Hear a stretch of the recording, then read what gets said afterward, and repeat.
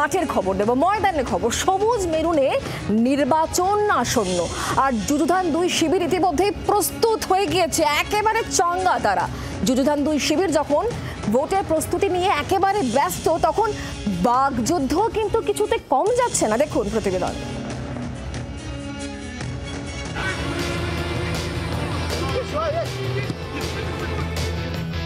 মোহনবাগান শতাব্দী প্রাচীন নাম। সেই সবুজ মেরুন তাঁবু ইদানিং সরগরম, কারণ বাগানে ভোট আসছে।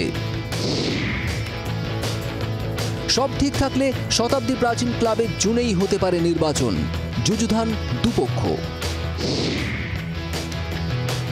মোহনবাগানের ভোট নিয়ে আড়াআড়ি ময়দানি রাজনীতি।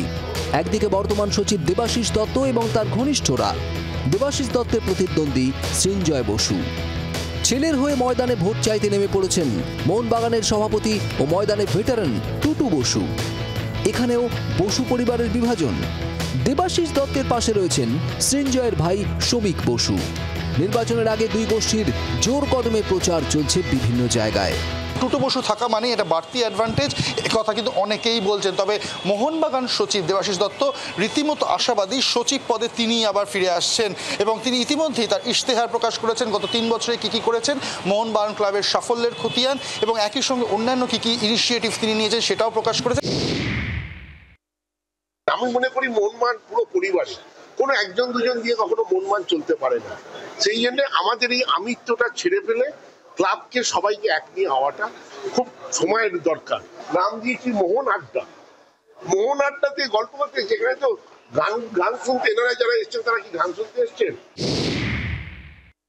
তিনি তার শিবিরের প্রধান সেনাপতি, তিনি ঠিক করছেন কে যোগ্য কে অযোগ্য। সো এরকম হাসি লাগে।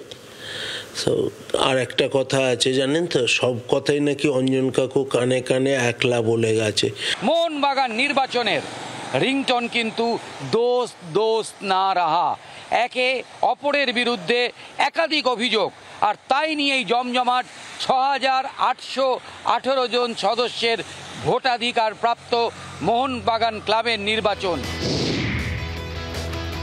কলকাতা ছাড়িয়ে বাগানের ভোটের হাওয়া পৌঁছে গিয়েছে হাওড়াতেও। সৃঞ্জয় বসুর সমর্থনে উত্তর হাওড়ার একটি সভা ঘিরে তৈরি হয়েছে বিতর্ক, কারণ এই সভার আহ্বায়ক ছিলেন তৃণমূল বিধায়ক গৌতম চৌধুরী। কিন্তু সভায় সৃঞ্জয় বসু এলেও বিধায়ক গৌতম চৌধুরী অনুপস্থিত থাকায় জল্পনা। কেন তিনি এখানে আসেননি তা নিয়ে গৌতম চৌধুরী যেটা জানিয়েছেন যে তিনি কাকে সমর্থন করবেন সেটা তার ব্যক্তিগত ব্যাপার, আর এই মন্তব্য ঘিরেই প্রশ্ন উঠছে তবে কি তিনি বিরোধী গোষ্ঠীকে তিনি সমর্থন করছেন। দেবাশিস বনাম সৃঞ্জয় দুপক্ষই চাইছে রাজ্যের শাসক দলের হাত।